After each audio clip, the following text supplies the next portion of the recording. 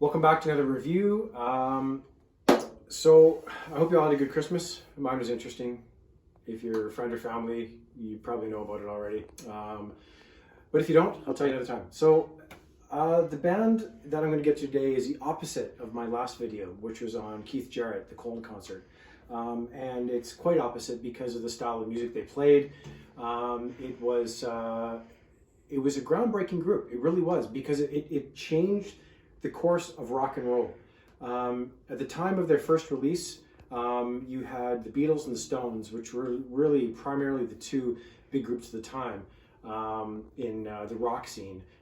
I would view the Beatles more pop at this time, but in 1966 there was a band that came out, and that band was Cream.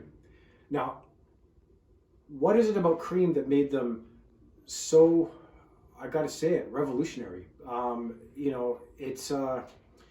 It's a band that, well, let's talk about the name. The name Cream.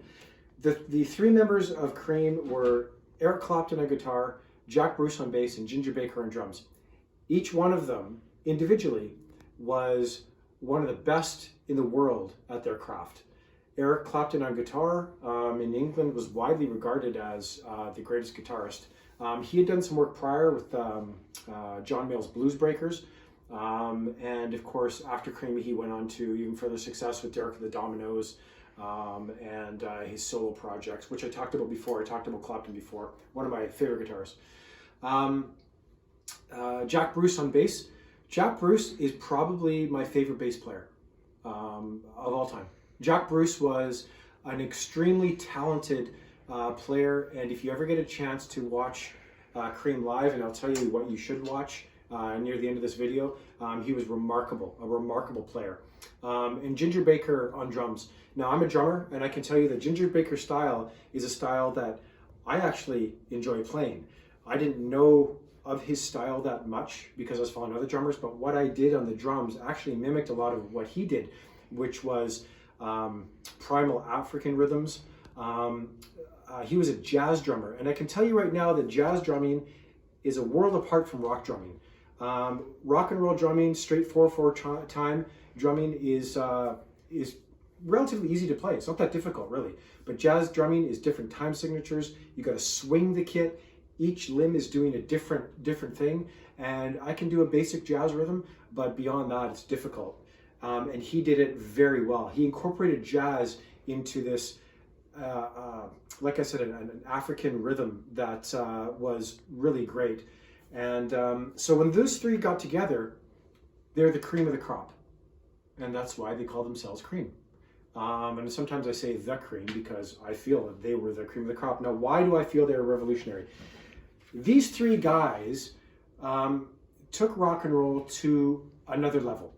They took the blues, they took rock, and they amped it up, and they ran on these extremely complex tangents on their own.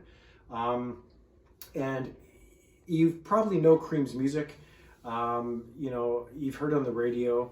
White Room, is a classic example of what they did, like how they played together. They were a fantastic trio that absolutely rocked. Clapton, in my opinion, never did better work. They all were amazing. And when they interviewed Eric Clapton about Cream, they said, what was it about you guys that made you so great? And he said, I don't know. You know what he said? He said, Eric Clapton said, I was just trying to keep up. I was trying to keep up with Jack Bruce and Ginger Baker. Now, when one of the greatest guitarists of all time says, I'm just trying to keep up, that kind of indicates that the level of playing was very high. They were the first hard rock ensemble. Before Led Zeppelin, before, these big bands, these early big bands of the 70s that rocked, it was Cream. Before Jimi Hendrix was a fan of Cream. When he went to England after he left the United States, he wasn't getting much love in the States, and nobody did at the time. In the 1960s, the great music was coming out of England. Jimi Hendrix said, "Where's the Cream, man? I want to see the Cream." And an interesting story, he did see the Cream, and his manager asked Cream's manager if Jimmy could play with Ginger Baker and Jack Bruce. He said, sure. So Eric Clapton let him play with the other two, and Eric Clapton was so pissed off, he left. He just left the building. He realized how great Jimi Hendrix was, and he said to his manager, "How could you do that to me? He's upstaged me tenfold." Now that just is testament to how great Jimi Hendrix was, and when I get to his review, that will be a very special one. But the Cream was a fantastic band. They were a hard rocking band. They pulled no punches. They amped up their music. They had a lot of great songs. And if you get a chance, this album is Fresh Cream from 1966 is when the first album came out. Their next album was called Disraeli Gears, which really solidified. I think Disraeli Gears, I think it was 1967 that came out, was really where they shone. That was the epitome of their catalog, I think. They came out with another album after that. The name escapes me. And then in 1969, they came out with Goodbye, or was it Farewell? I think it might have been called Farewell. And they knew they were going to break up. Ginger Baker was an asshole. Jack Bruce couldn't stand Ginger Baker. Eric Clapton was watching these guys fight, maybe almost kill each other, and stood back and said, "Okay, I don't want any part of this." So they knew that they were going to end it. But they did a few fantastic records. I really encourage you to check out Cream live from the Royal Albert Hall. I believe it was 1969. It was their farewell concert. Brilliant, fantastic. One of the best live rock concerts you'll ever see. And I don't say that lightly. It is brilliant.